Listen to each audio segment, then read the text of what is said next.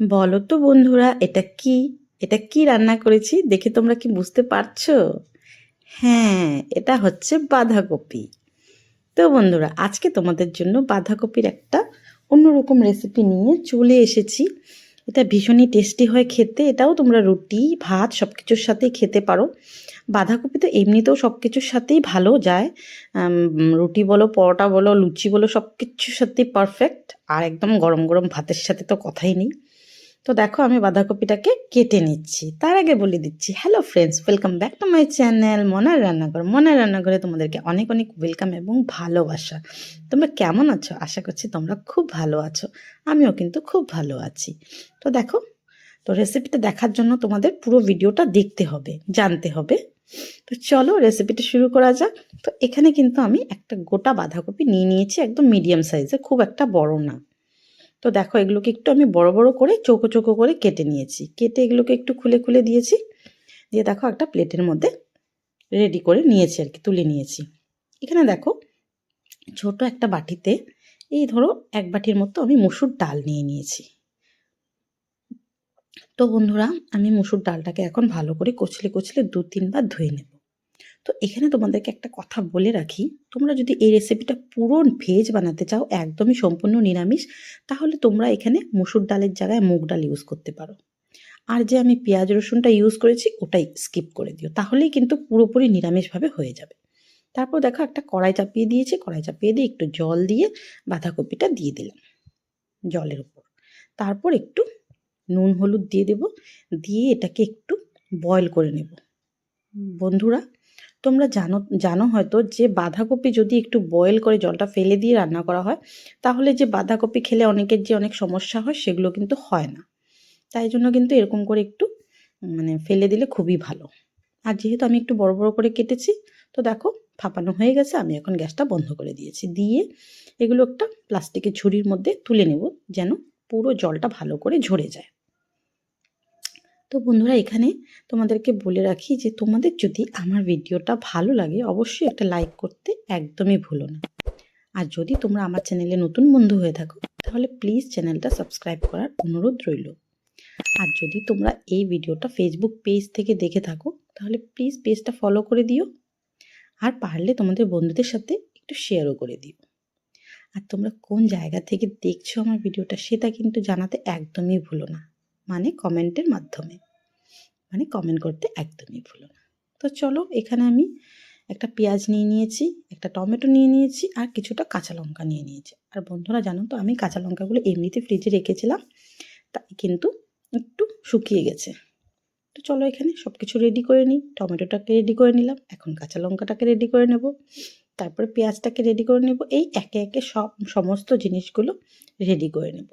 তো বন্ধুরা, তোমরা কারা কারা বাঁধাকপি খেতে খুব পছন্দ করো, আর কারা কারা পছন্দ করো না, সেটাও কিন্তু কমেন্টে জানাতে ভুলো না। আমি কিন্তু ভীষণ ভালোবাসি। আবার অনেকে আছে কিন্তু বাঁধাকপি একদমই পছন্দ করে না। কিন্তু আমার কিন্তু খুবই ভালো লাগে, যে কোনো রেসিপি বলো বাঁধাকপির খুব ভালো লাগে। আমি প্রতিটা সবজি পছন্দ করি, তো বাঁধাকপি আমার একটা খুব পছন্দেরই সবজি। তো দেখো, তোমাদের সাথে কথা বলতে বলতে আমি পেঁয়াজ, রসুন, লঙ্কা, টমেটো সব রেডি করে নিয়েছি। এখন আমাদের যেটা করতে হবে, একটা কড়াই গরম বসিয়ে সাদা তেল দিয়ে দিলাম। সাদা তেল দিয়ে এখানে কিছুটা আমাদের ফোড়ন দিতে হবে। সেটা হলো, তেজপাতা দিয়ে দিলাম একটা ফোড়নে, আর হচ্ছে শুকনো লঙ্কা আর গোটা জিরে দিয়ে ফোড়নটা একটু ভাজা ভাজা করে নেব। ফোড়নটা একটু ভাজা ভাজা করে দেখো, খুব সুন্দর একটা কালার চলে এসেছে ফোড়নটাতে এখনই। আর এই সময় কিন্তু বন্ধুরা, তোমরা গ্যাসের স্টিমটাকে লোতে রাখবে।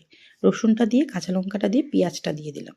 কেননা যদি হাইয়ে থাকে, রসুনটা কিন্তু একদম লাল হয়ে যাবে। আর রসুনটা যদি একদম লাল হয়ে যায়, তাহলে কিন্তু সবজিটা থেকে একটা বাজে স্মেল বেরোবে। দেখো, একটু ভাজা ভাজা হয়ে যাওয়ার পর টমেটো কুচিটা দিয়ে দিলাম, একটু নুন দিয়ে দিলাম, দিয়ে এগুলোকে খুব ভালো করে মিশিয়ে নেব।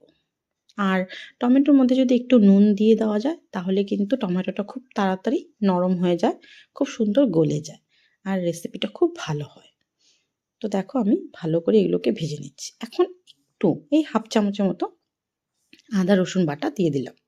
আর তোমাদেরকে আগেই বলেছি, তোমরা যদি এটা নিরামিষ করো, তাহলে কিন্তু এই আদা রসুনটা স্কিপ করলেই হয়ে যাবে। তারপর দেখো, আমি এখানে হলুদ গুঁড়ো দিয়ে দিলাম, আর দিয়ে দিলাম কিচেন কিং মশলা। তোমরা এই মশলাটা দিয়ে রান্না করে দেখবে বন্ধুরা, তারপর দিয়ে দিলাম কাশ্মীরি লঙ্কার গুঁড়ো আর একটু জিরে গুঁড়ো। আর এখন আরেকটা জিনিস দেবো, সেটা হচ্ছে সবজি মশালা। এটা কিন্তু তোমরা নিরামিষ বানালেও ইউজ করতে পারবে, এটা কিন্তু একদম নিরামিষ মশলা। একটু জল দিয়ে নিলাম যাতে মশলাটা পুড়ে না যায়। দেখো খুব সুন্দর তেল ছেড়ে এসেছে, খুব সুন্দর লাগছে দেখতে। এই পর্যায়ে দিয়ে দেবো আগে থেকে ধুয়ে রাখা মসুর ডাল।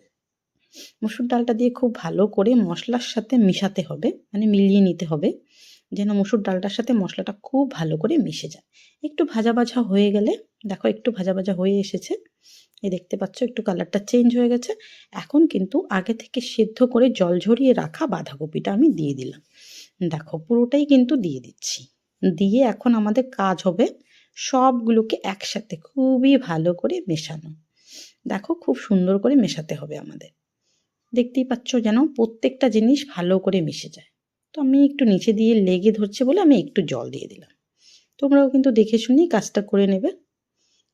তারপর দেখো আবার ভালো করে মিশিয়ে নিচ্ছি। খুব ভালো করে মেশাতে হবে আর মশলাটাকে খুব সুন্দর করে কষাতে হবে। যে কোনো রান্না যদি তুমি একটু সময় নিয়ে একটু আস্তে ধীরে কষিয়ে রসিয়ে রান্না করো, তাহলে স্বাদটা কিন্তু সত্যি অন্যরকম হয়। তারপর দেখো আমি এখানে যেহেতু ডালটা আমাদের সেদ্ধ করতে হবে, তাই জন্য পর্যাপ্ত পরিমাণে আমি দিয়ে দিলাম জল, আর দিয়ে দিলাম একটু চিনি আর শাহি গরম মশলা।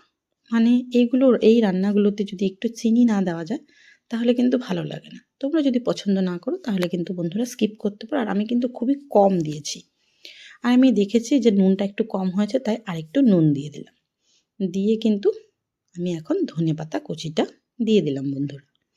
তো দেখো আমাদের রান্নাটা কিন্তু অলমোস্ট হয়েই এসেছে। এখন একটু খুব ভালো করে মিশিয়ে নেব, নাড়িয়ে চাড়িয়ে নেব। আর হ্যাঁ বন্ধুরা, এই রান্নাটা কিন্তু খুব একটা ঝোল ঝোল রাখলে ভালো লাগবে না, এরকম একটু শুকনো শুকনোই রাখতে হবে, যেন ডালটা সেদ্ধও হয়ে যায় আবার কিন্তু ঝোলটা শুকিয়েও যায়।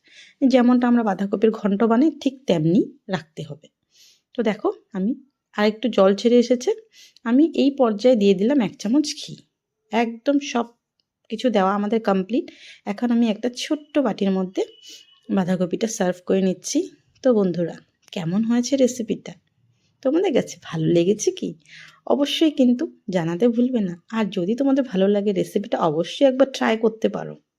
তো দেখো বন্ধুরা, একটা আমি বাটির মধ্যে সার্ভ করে নিয়েছি, আর কতটা ভালো লাগছে দেখতে। দেখো বন্ধুরা, খুব ভালো লাগছে কিন্তু, আর দেখতে কিন্তু একদম সুন্দর লাগছে, আর কিন্তু খেতে অসাধারণ হয়েছে। এটা একটা অন্যরকমভাবে আমি রান্নাটা করেছি। তোমরা একবার করে দেখবে বন্ধুরা, তাহলে বুঝতে পারবে কতটা ভালো লাগে রেসিপিটা। তো চলো বন্ধুরা, আজকের জন্য টাটা, বাই।